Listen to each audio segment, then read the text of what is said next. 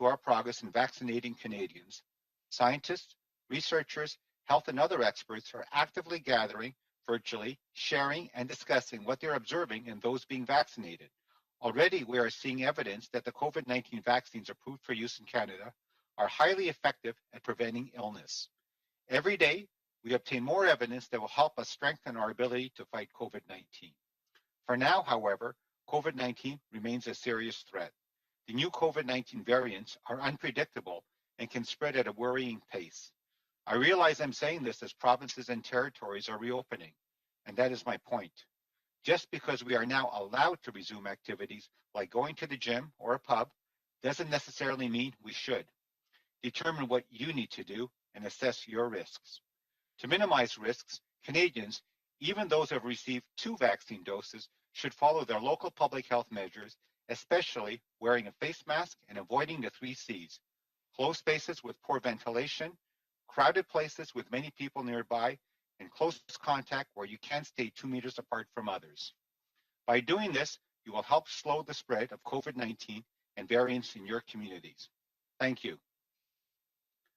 Bonjour à toutes et à tous, et merci d'être ici Hello, everyone, aujourd'hui. and thank you for Je suis joining today. accompagné de Major I Général am Danny here with Fortin, Major General Danny vice-président de la Fortin, logistique Vice et des President of opérations Operations and à l'Agence de la Logistics at santé the publique Public du Health Canada. Agency of Canada. Nous vous We will présenterons each chacun provide brief certaines remarks informations on portant an sur la mise à jour update to the du déploiement des COVID-19 vaccins vaccine contre la rollout in COVID-19 au Canada, Canada, puis nous and passerons then aux open the questions. floor to questions. Pour nous aider à répondre To à vos assist us questions, in le answering your Dr. Tom questions, Wong, we have with us médecin Dr. hygiéniste en Tom chef de la Wong, santé Chief publique, Medical Officer chef of des Public Health, autochtones Indigenous Canada, Services est ici Canada. présent. À ce jour, As plus of de today, more than 1,5 million de doses de 1.5 million vaccins contre doses la of COVID-19 COVID-19 ont vaccines été have administrés been au Canada. administered in Canada. En d'autres termes, This means that 2,9% des Canadiens 2.9% of ont Canadians reçu au have moins une received dose de at least vaccin one dose of et vaccine, and 1,1% 1.1% have en received ont reçu 2. 2 doses. Tout indique que le déploiement We're seeing s'accélère. positive signs that the La semaine rollout is dernière, ramping up. les provinces et Last week, territoires provinces ont and administré territories plus de administered more 240 than 000 doses de vaccins, 240,000 soit le nombre hebdomadaire le plus élevé des doses 5 of dernières vaccines, semaines. the highest weekly Cette number in the past augmentation 5 est weeks. attribuable This is a au nombre reflection accru de of livraisons. greater Le supply. Major Général Major Fortin nous General donnera des Fortin will précisions à provide ce details on sujet that dans quelques in a instants. minute.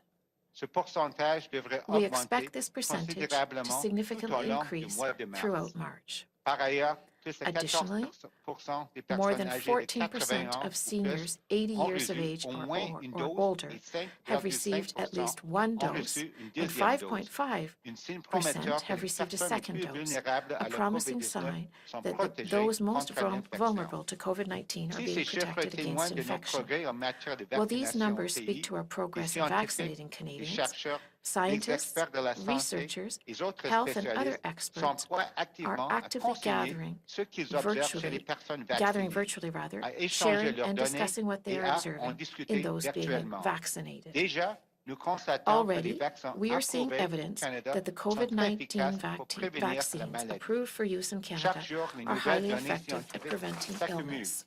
ce qui nous Every day, permet de we renforcer obtain more notre evidence that will capacité à help us lutter strengthen contre la our ability COVID-19. to fight COVID-19.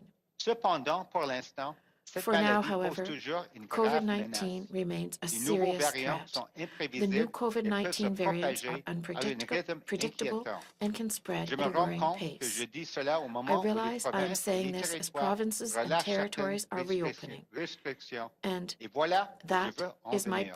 point.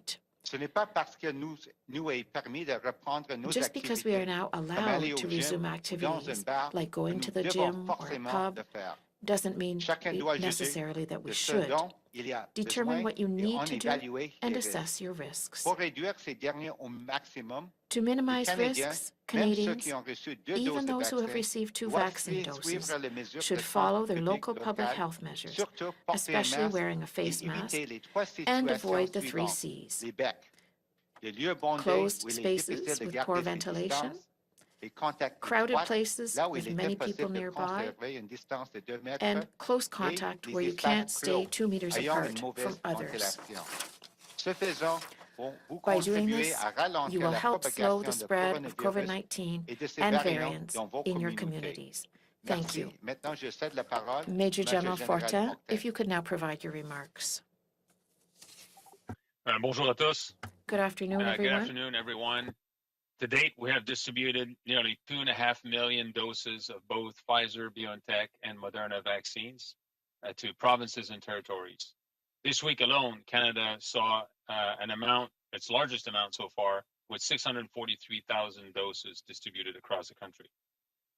Starting next week, we anticipate having 444,000 doses weekly in March. By the end of this quarter, we will have distributed 4 million doses of Pfizer BioNTech. This is all good news for Canadians. Who are hoping to get vaccinated. And we're pleased to say that we have now visibility on expected shipments of Pfizer BioNTech into the first weeks of April. Based on discussions with the manufacturer, we anticipate to receive approximately 769,000 doses of vaccines a week for the first 2 weeks in April. In total, we're expecting to receive over 10 million doses between April and June from Pfizer BioNTech. Now, Moderna has confirmed that 466,000 doses will be delivered to Canada in the week of March 8th, and another shipment in the week of March 22nd. That will bring 846 additional Moderna doses to the country for a total expected of 1.3 million. So with these two shipments in March, Moderna will round out their first quarter commitment of 2 million doses. We're still working with the manufacturer to confirm the exact dates to come for doses and dates to come for their second quarter shipments. We regularly share updates with provinces and territories, and will inform Canadians of any development in a timely manner. Now, as we head into spring, we are collectively gearing up for what we call the ramp-up phase. We have been closely planning with provinces and territories to be able to provide support to their immunization strategies and align the logistical service provider with the distribution needs. These continued planning efforts will culminate on March 9th, when we will conduct a rehearsal of concept. We expect to see more than 100 participants from federal, provincial, territorial governments, Indigenous partners, and key stakeholders to validate the planning that has taken place to date. So we're all ready and prepared for the increasing shipment size of authorized COVID-19 vaccines starting in April. In conclusion, over the past months, our collective efforts have set the appropriate conditions for an effective scale-up as production lines start ramping up.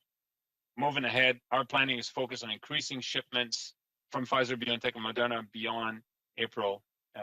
between April and June. Alors, bonjour à tous. En français maintenant, à ce jour, Hello, nous everyone. avons To date, distribué près we have de distributed 2,5 nearly millions de 2.5 million des vaccins doses de Pfizer, of both BioNTech Pfizer, et BioNTech, Moderna and Moderna vaccines provinces to et aux provinces and Cette semaine, territories. le This Canada a week reçu sa plus alone, grande quantité de Canada vaccins à has date avec received its largest 643 amount 000 for 1 doses week, with combinées des deux vaccins. 643,000 doses combined of Pfizer and Moderna vaccines to be delivered across the country. Starting next week, we anticipate having 444,000 doses weekly delivered in March. By the end of this quarter, we will have distributed 4 million doses of Pfizer BioNTech as planned. This is all good news for Canadians who are hoping to get vaccinated. And we are pleased to say that we now also have visibility on the expected shipments from Pfizer BioNTech for early April. Based on discussions with the manufacturer, we anticipate receiving approximately 769,000 vaccine doses a week for the first 2 weeks of April. In total, we are expecting to receive over 10 million doses between April and June from Pfizer BioNTech. Moderna has confirmed that 460,000 doses will be delivered to Canada in the week of March 8th, and another shipment in the week of March 22nd will bring 846,000 additional Moderna doses to the country. With these two confirmed shipments in March, Moderna will round out their first quarter commitment of 2 million doses. We are still working with the manufacturer to confirm the exact doses and dates for the second quarter shipments.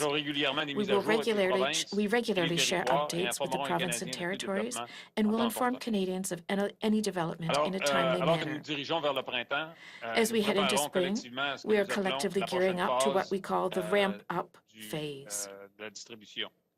We have been closely planning with the provinces and territories to be able to provide support to their immunization strategies and align the logistical service provider with the distribution needs. These continued planning efforts will culminate on March 9th, when we will conduct a rehearsal of concept. More than 100 participants from federal, provincial, and territorial governments, Indigenous partners, and key stakeholders will meet to validate the planning that has taken place. So we are all ready and prepared for the increasing shipment size of authorized COVID-19 vaccines starting in April. In conclusion, over the past months, our collective efforts have set the appropriate conditions for an effective scale-up as production lines start ramping up. And start ramping up and increasing their deliveries to Canada. Moving ahead, our planning is focused on increasing shipments expected from Pfizer, BioNTech, and Moderna between April and June. Thank you.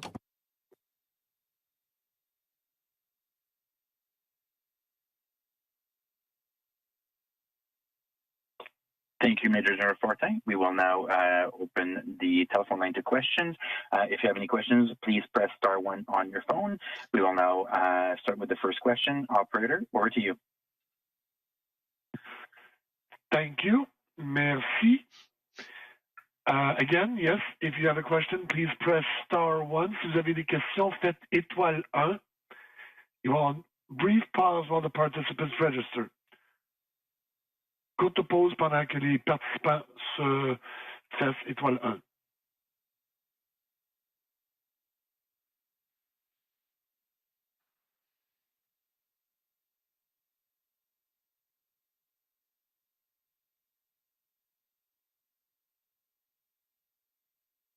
La première question est de Catherine Lévesque, First la presse question, canadienne. Catherine Lévesque from the Canadian Press. Please go ahead.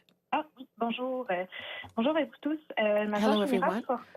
Major General Sur Fortin, les chiffres de Moderna, je me with demandais regard à to the quel moment Moderna est-ce que numbers, la I'm compagnie wondering vous at a what time confirmé the dans le fond, company les chiffres de confirmed livraison pour le mois de mars. delivery Et for je me March. demandais, est-ce que I'm je also peux wondering comprendre que dorénavant, if we should livraison pour understand Moderna, ce that sera from aux now semaines? on, inaudible for the interpreter. Alors, nous sommes en discussion Answer. constante avec We're constantly in talks with manufacturers. Yesterday, they confirmed ce qu'on s'attendait à voir, comme je viens d'annoncer, pour what we sur were expecting in envois en terms of mars. deliveries in the month of March, what the numbers I've just given you. Le manufacturier est maintenant en mesure de The procéder manufacturer à can des now livraisons proceed with à toutes les 2 deliveries semaines. C'est ce every qu'on nous 2 a indiqué. weeks. That's what C'est we were démontré avec told. les livraisons prévues en mars. Et puis, And that will begin with the deliveries in reste à March. confirmer au cours des prochaines semaines ce It qu'on will peut be s'attendre à confirmed in the voir en avril. Les coming weeks indications sont que ça what va we can continuer expect to d'augmenter en receive in quantité. April, but the number of vaccines received should Merci. Question increase. suivie, Catherine? Follow-up Oui, et question? puis sur Yes. un tout autre sujet, mais je m'en On voudrais another de pas subject, faire réagir, M. Fortin, sur I'd like to cette hear annonce Major General entourant le Fortin chef d'état-major Art McDonald. on Je me the demandais si announcement vous aviez made une about réaction, the Chief of face Defense à l'enquête Staff, à son Art sujet, McDonald, that there will peut-il be an considérer qu'il y a une investigation culture, carried out about disons, toxique au sein des forces about armées, him. comme on a pu voir I'm sur wondering les about images de this M. McDonald. toxic workplace. Je suis au courant que l'amiral Answer. Art I'm McDonald aware s'est that volontairement retiré Admiral ce Art matin. McDonald Et puis, j'ai pas d'autres commentaires à voluntarily faire pour le withdrew moment, from alors his que position for the time being this morning. la I don't have any alors other que comments to make. l'enquête va prendre son cours. The investigation will Merci beaucoup. Prochaine question, opérateur. take due course. Thank you. Thank Merci. you. Next question, Ryan Tumulty, National Post. Line open. Yeah, good morning. This question's for Dr. New. I'm working on a story about the government's modeling efforts when it comes to the pandemic. I noticed every time you've done the modeling, you've included a range, which has almost always been accurate and has held up. You've also included the sort of worst case, best case scenarios with the blue line and gray line and the orange line. I'm wondering if that part of the modeling is meant to act as a warning, because I know it always includes provisos that, if we lower restrictions or gather more, is that what you're trying to do with that modeling? Well, thank you very much for the question. I'm not sure if it's so much as a warning as to just basically further reinforce the point to Canadians that our actions matter. What you do today certainly will have consequences down the road, and depending on the degree of how much Canadians either continue to follow public health measures or not, that will determine what might be the situation, several weeks down the line.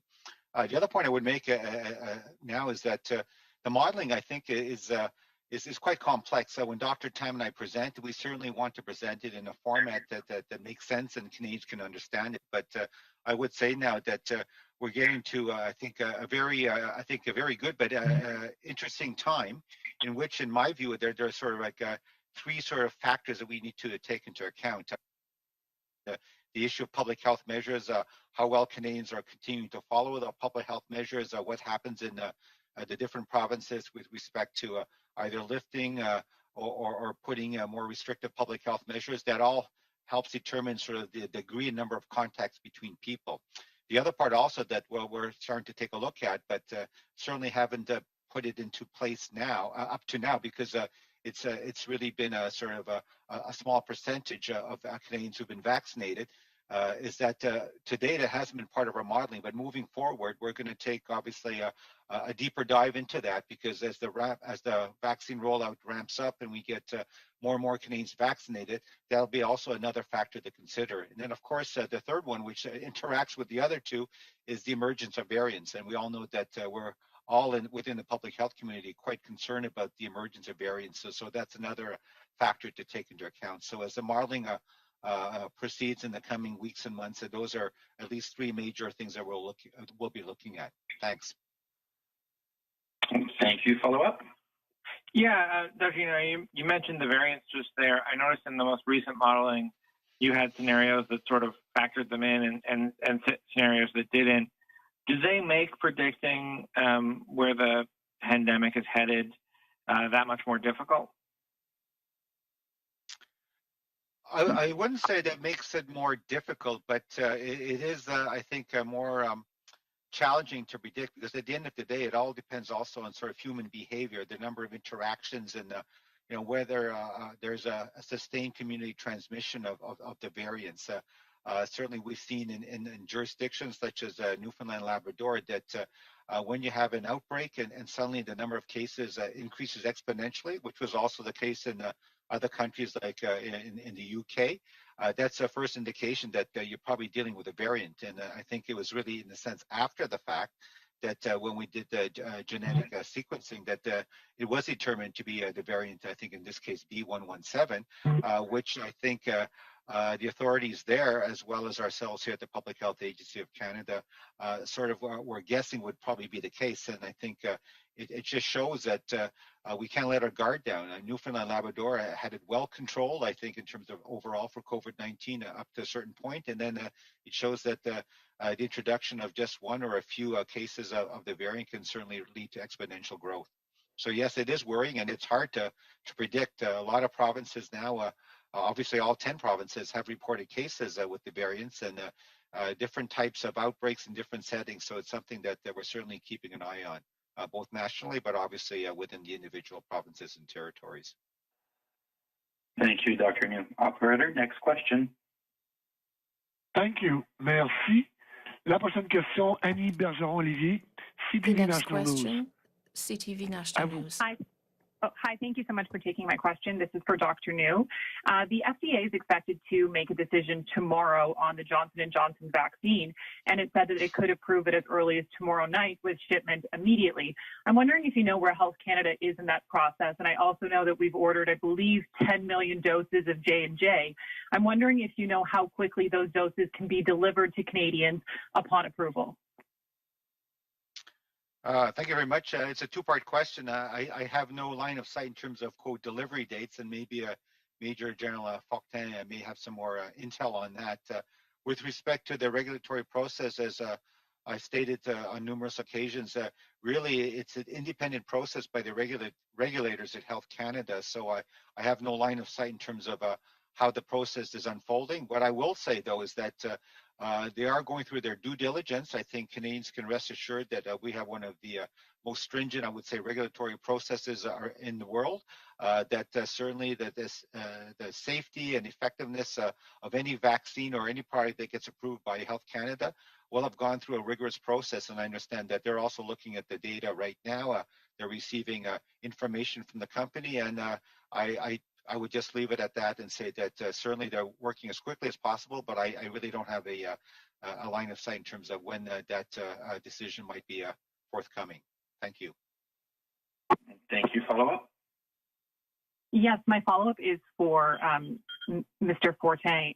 Yesterday, General Hillier in Ontario said he didn't quite want to stick to the September timeline. He said he was reluctant to commit to getting everyone in Ontario a vaccine by September. And he said he was reluctant to do that because of vaccine shipments and the fact that there have been delays coming from Pfizer and Moderna, and in some cases, no shipments at all. So it seems like there's a little bit of a lack of confidence in Ontario that the federal government will be able to get the vaccine shipments it's promising delivered in time to the provinces. I'm wondering what you can say about the future of these vaccines, how confident you are that they will arrive without any delay. And when you mentioned the 765 doses expected in the coming weeks, is that only from Pfizer, or is that a Pfizer-Moderna combined?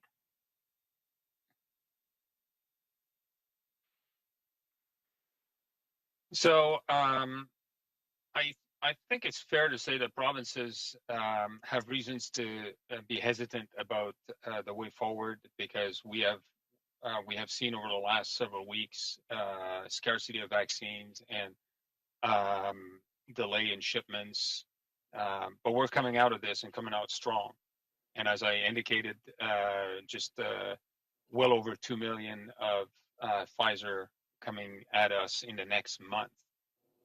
So we'll round out the 4 million of Pfizer. We'll round out the 2 million of Moderna. Those numbers on Moderna were unknown until midday yesterday. So I can understand why those numbers, in addition to the 769,000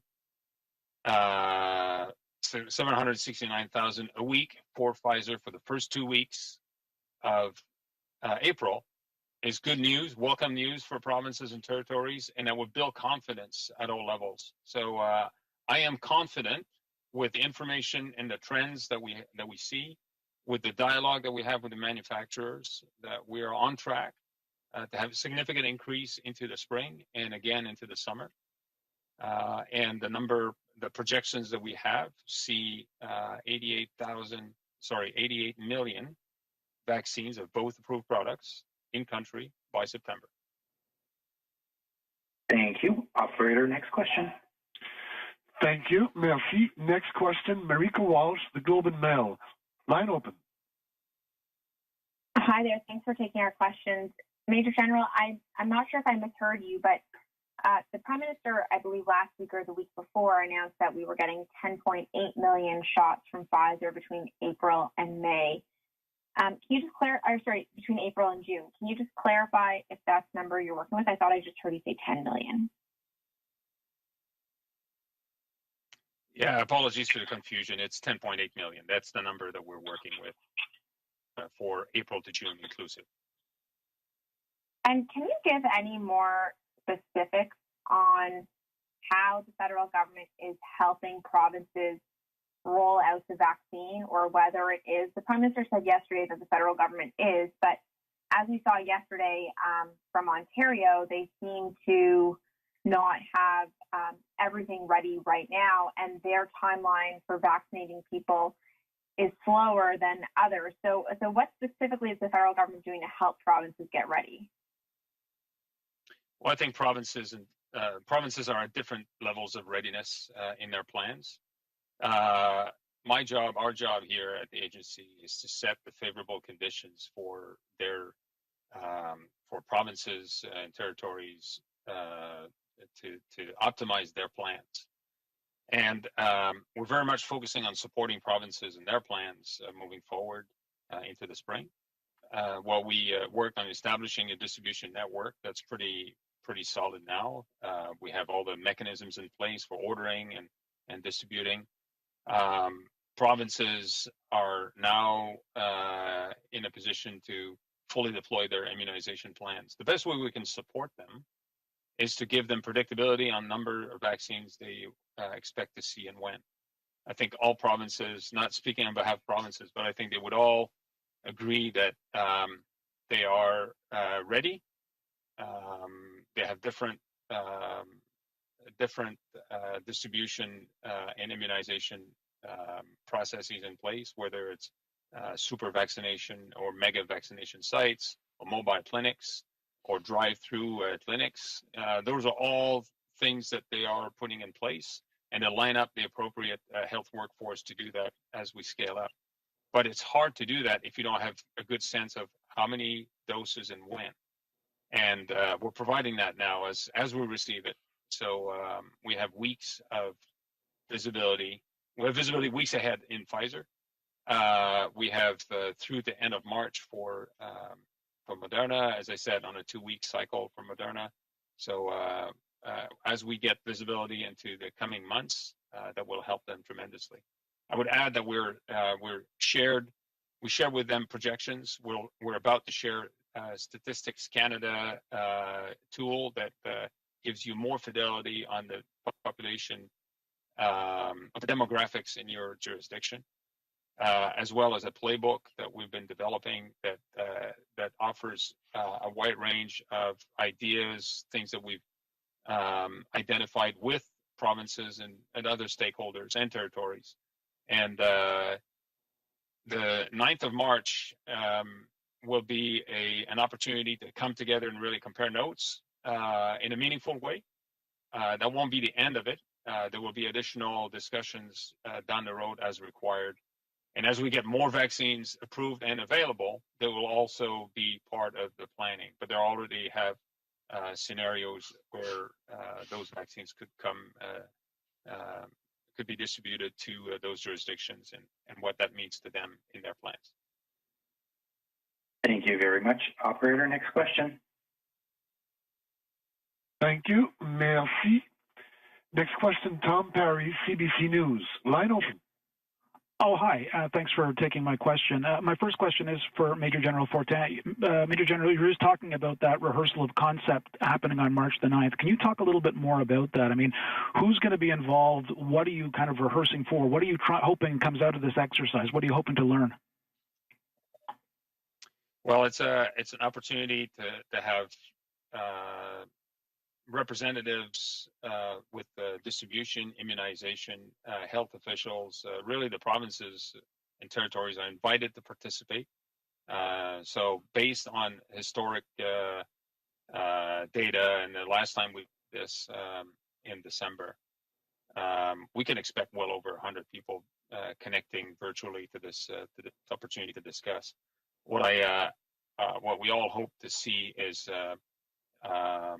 provinces sharing important parts of their plan and their considerations, and see where we could be value added in addition to what we've been doing so far. It's not a discussion about different variables and conditions. It's very much about their plans, our input, what we can do to leverage, how we can leverage the logistics service provider, how we can reposition, reprioritize freezers, and so on and so forth. So a lot of planning has taken place, a lot of discussions have taken place. And coming out of this, a measure of success for me would be a good sharing of best practices and ideas between provinces, and have an opportunity to hear from provinces and shine a light on some areas that require additional work over the following days and weeks. And my second question is for Dr. New. Dr. New, I mean, everyone's asking about, when life is going to be getting back to normal. I'd just like to know what your advice is for people who are now getting their first shots, maybe even their second shots. How soon is it going to be before these people are going to be able to get their lives back to normal? What's your opinion on that? Well, as I mentioned in my opening remarks, there's a lot of things that we still don't know about the vaccines. Certainly the early evidence is very good in terms of a level of protection, especially against severe disease. I think people around the world, the researchers, the experts are looking at the evidence in terms of how well do the vaccines protect against asymptomatic infection as well as transmission. I think the evidence is coming in. Some is promising, some also gives us, I guess, pause to say that even if you are vaccinated, you may have a certain level of protection for yourself in terms of not getting severe disease. But I think people should understand that in terms of whether you could still transmit to others, that's still a bit of an open question. And so I think bottom line is that I think in many ways life won't get back to normal the way we understood it, even for those people who have received the 2 doses of vaccine. I think it's probably straightforward and simple to say, yes, let's continue practicing the good public health measures. I think a lot of the personal behaviors have become second nature for many people in terms of using the masks, keeping your distance from others, and sort of minimizing your encounters with other people. So I would say that's something we need to keep in mind. As more and more Canadians become vaccinated, I think we'll look at the data and see what the incidence rate is, how I guess hospitalizations and the mortality rate hopefully are also trending in the right direction. But as also mentioned before, it's not just a matter of what happens here, even locally or in a province or territory, or even Canada as a whole. Like the whole world is dealing with a global pandemic, and so when people talk about returning a life to normal, I think a large part of that, and I think it's obviously important for many people.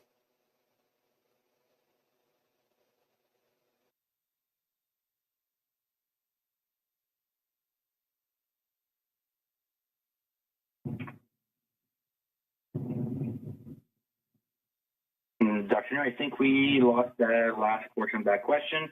Maybe we can move over to the next question. Operator.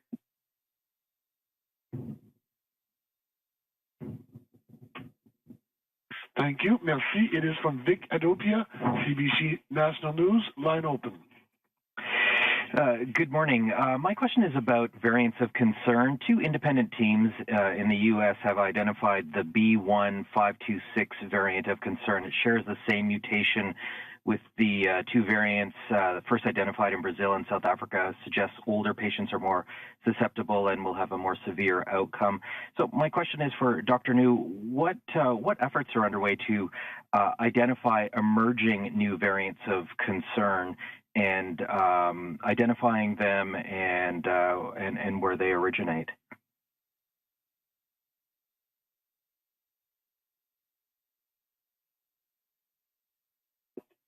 Sorry, Vic, I think we have some technical difficulties on the video conference side of things. We'll just pause for a moment and see if it can come back to normal. Okay.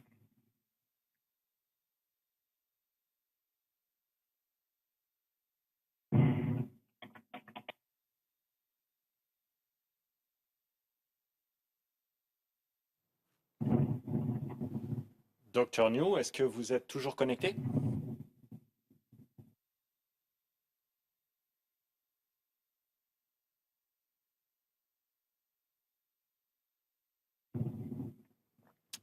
Major Général Fortin, est-ce que vous êtes toujours connecté? Oui, tout à fait. Dr. Wong, est-ce que are you still connected? Oui. Oh, oui, tout à fait.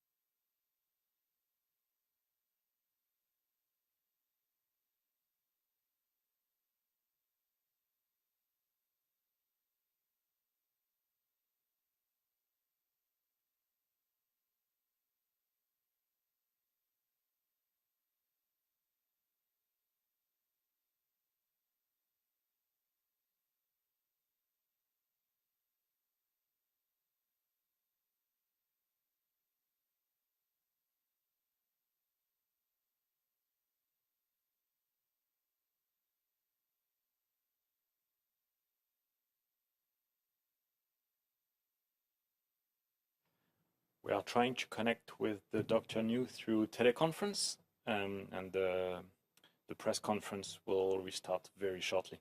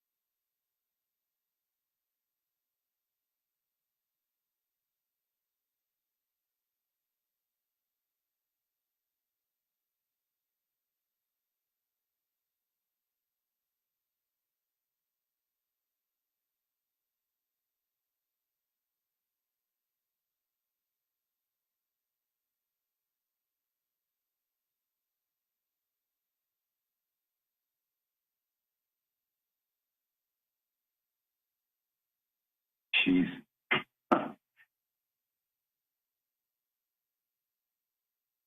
Adopia, CBC National News, line open. Okay. Yeah, it's thanks again. Question for Dr. New. I'm not sure if you heard the question about the variants of concern, the new one identified in New York by two independent teams of researchers. It contains the same mutation associated with the Brazilian and South African variants, where it does seem to affect older patients more severely. So my question is, what efforts are underway to identify these emerging variants of concern in Canada? Can you hear me? It's Dr. New. I just want to make sure I was disconnect. Yes. Okay. Loud and clear, loud and clear. Okay, hopefully I'm not talking too loud. So, apologies for the technological issue. So, I would say that certainly we're taking the issue of variants very seriously here in Canada. And I think we've mentioned it a couple of times. From the laboratory perspective, our National Microbiology Laboratory is working closely with the provincial and territorial counterparts to basically pool their resources and look at doing genetic sequencing of samples. It doesn't make sense at the present time to try and do genetic sequencing because I think it takes time for every single sample. So certainly they're doing it with sort of a focus. They're also leveraging, I think, Cancogene and other partners in academic centers to harness the power of capability of genetic sequencing for the variants. What I would say is that at the beginning, we were doing genetic sequencing of about 5% of all the sort of the cases in which we had samples. Now we're aiming for about 10%, and I think that is also the target in most of the larger provinces. Having said that, though, what the provinces are also doing, I think for the most part, is that they're also doing what we call an initial screen.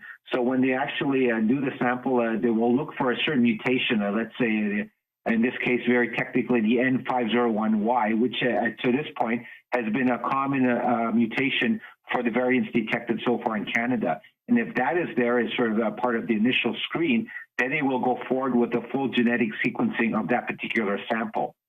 That will still take a few days. Having said that, they're also looking to put in a priority sequencing for certain types of situations. Certainly, if, let's say, there's a case that's been associated with multiple other cases, contacts, there's evidence that maybe it's a super spreader event. Certainly, that type of situation, like an outbreak in a nursing home, will certainly take precedence in terms of genetic sequencing.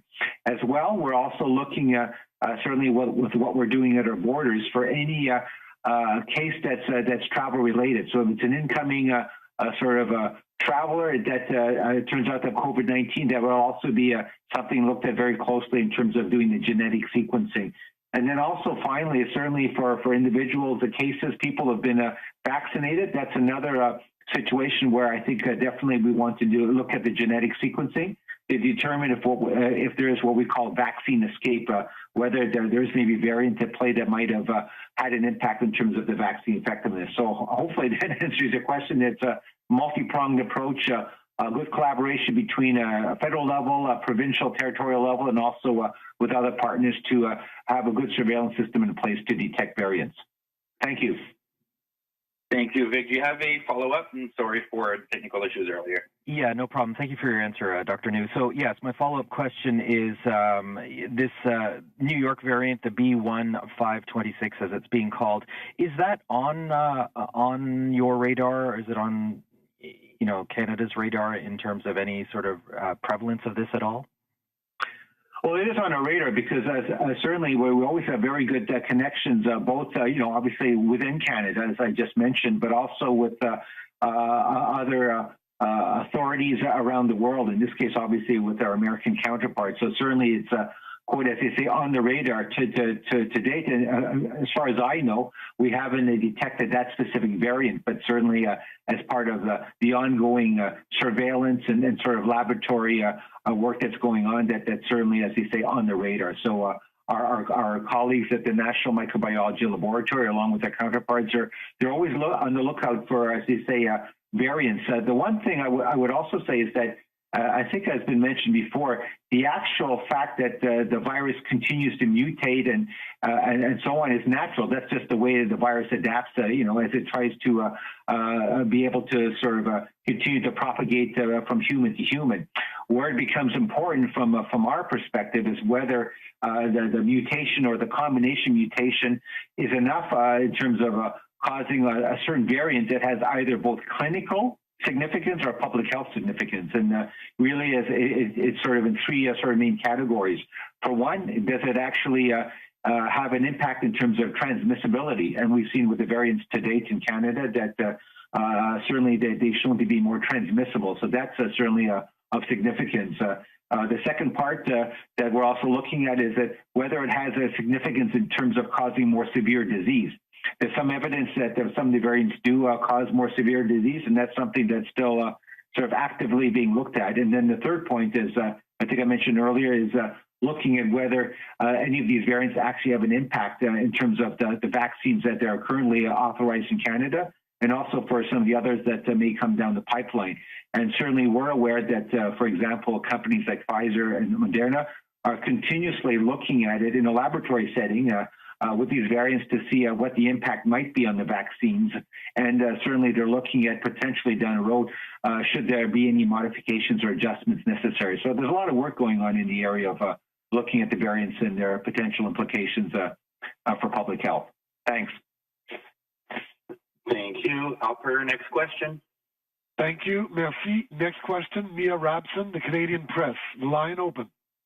Hi, I'm just wondering, Dr. New or Major General Fortin, if either of you could give an update on how the provinces have been finding the sixth dose extraction so far. We're sort of, I guess, well into that period. I'm just wondering what reports we've had back of how well it's working or how hard it's been to get that sixth dose.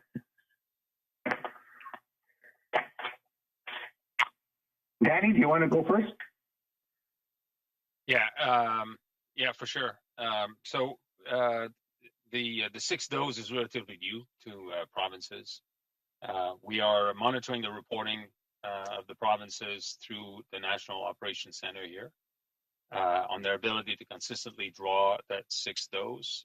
We are putting in place a process by which they will report that up and ensure that we have visibility on the success rate. We'll also continue to push the appropriate loaded volume syringe and ancillary equipment that's required, and we'll monitor that very closely.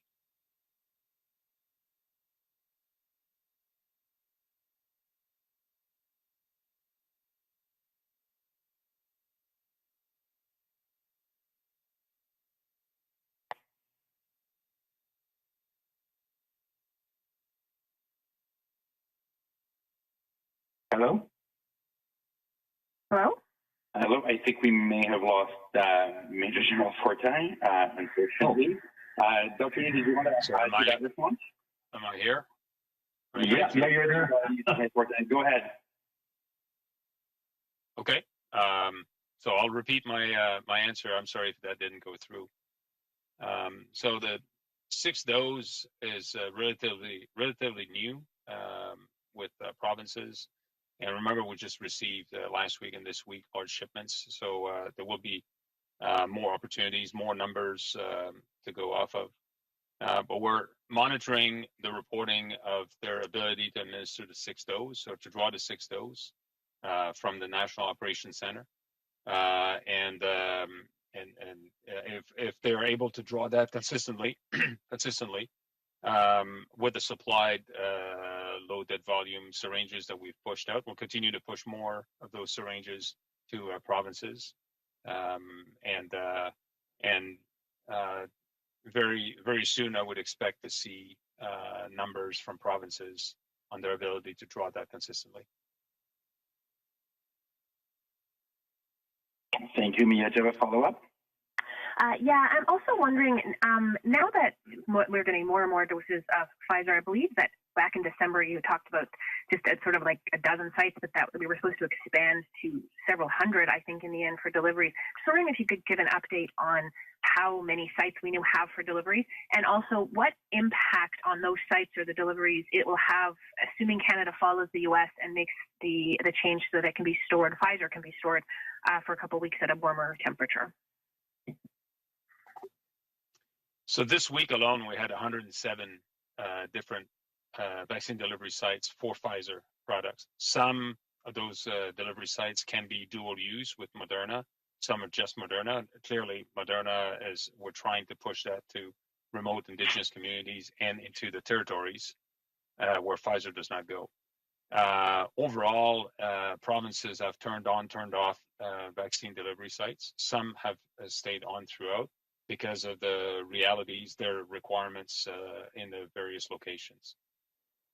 Moving forward, if and when Pfizer submits this request or this application to Health Canada, and then if approved, this change means that there will be more storage options throughout the country, where we can have a mix of vaccines stored at minus 60 to 80, and then or sent with thermal shippers to locations where they can be stored at in normal pharmaceutical freezers at minus 20, and then pharmaceutical fridges between 2 to 8 degrees for a period of 5 days.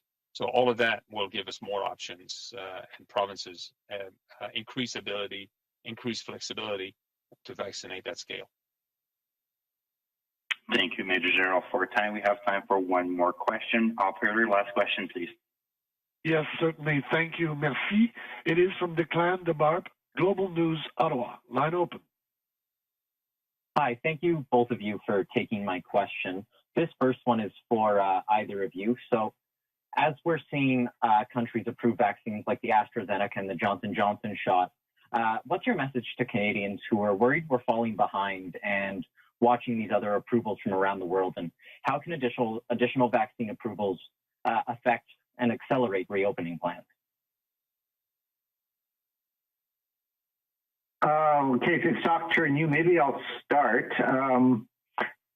Certainly, from what Major General Fortin has said, and certainly I'll let him sort of elaborate further as he would like to, is that based on the 2 approved vaccines that we have and the anticipated, delivery and shipments, we'll have more than enough vaccines between sort of the 2 of them to be able to offer all Canadians who want to be vaccinated and who are eligible to receive a vaccine, by September, as we've indicated numerous times.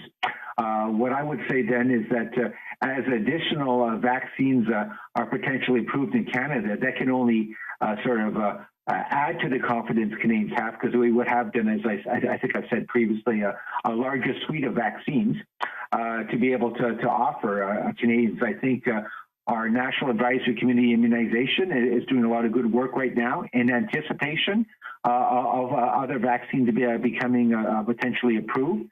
Looking at the sort of the profile, looking at the evidence and the experience and the information we have, even with respect to the experience of those other vaccines as they're being used in other countries around the world. And that will help inform us in terms of how we may be using it here in Canada as well. Obviously, our regulators are receiving rolling submissions for some of the companies, obviously AstraZeneca and so on, that have actually already submitted to Health Canada. And as those vaccines get approved and we have our advanced purchase agreements, I think they would only add to sort of the quantity and also the sort of the more, I think, earlier shipment of more vaccines in Canada. And certainly the provinces and territories, I think, are also planning to then see how the various vaccines fit in terms of their overall approach to vaccinating Canadians. So I think I'll leave it at that and then pass it over to Major General Fortin for any additional comments. Thanks. Yes, thank you, Dr. New. I would simply add, this next month alone, we will receive over 3 million doses of the 6 million doses of both approved vaccines. And in terms of those 2 approved vaccines alone, 23 million in the April to June timeframe. So as additional vaccines come online, they will be added to that mix, and I'll give more opportunity, more options, more flexibility to provinces. I think that clearly the more vaccines come online, and as the supply increases, the throughput increases with provinces able to vaccinate at scale, the demand will also increase, and this equation will see a whole lot of Canadians vaccinate rapidly. And in line with the NACI recommendation, the proper groups will be vaccinated in priority, as Dr. New indicated. But I see with those numbers alone, a large number of Canadians vaccinated by summer, with more vaccines coming in the order of 50 million in the June to September timeframe. So plenty of vaccines to vaccinate Canadians by September. Thank you, Major General Fortin. Follow-up? Yeah, this one is specifically for Dr. New. So this is about visiting elderly parents and grandparents. So a lot of people are wondering, after vaccines start to roll out to the more people who are higher at risk, will it be safe for an individual who is not vaccinated, for example, to visit an elderly parent or grandparent? What message do you have for people in this situation? How might we see larger policy shifts on this? I think it's still early days. Obviously, as we said previously, we're looking at the experience of vaccination efforts around the world and looking at vaccine effectiveness. the early indications, certainly in terms of what's happened in our long-term care facilities, has been good results in terms of the level of protection after one dose. In terms of a larger policy shift, I would say that we need to have that discussion, as we always do, with our counterparts, the chief medical officers of health across the country at the Special Advisory Committee, to share our individual collective experiences and see how that would translate in terms of what could or should happen in individual jurisdictions. I think it's difficult for me to sort of pronounce on a very sort of complex issue right now. I think at the present time, I think probably the best thing to say is that individuals should follow, obviously, the advice and direction of local public health authorities. I would